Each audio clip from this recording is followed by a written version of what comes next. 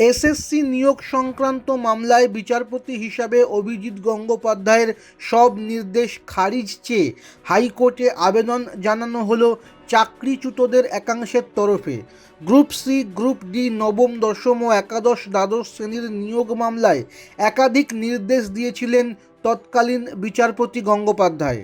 সেগুলি খারিজের জন্য এবার সওয়াল করতে পারেন আইনজীবী কল্যাণ বন্দ্যোপাধ্যায়।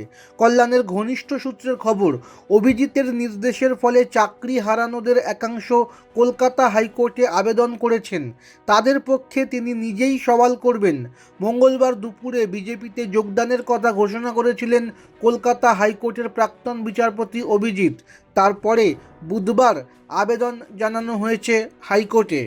আবেদনে বলা হয়েছে, বিচারপতির পদে থেকেও অভিজিৎ নিরপেক্ষ বিচার করেননি। তার নির্দেশে রাজনৈতিক উদ্দেশ্য জড়িয়ে ছিল।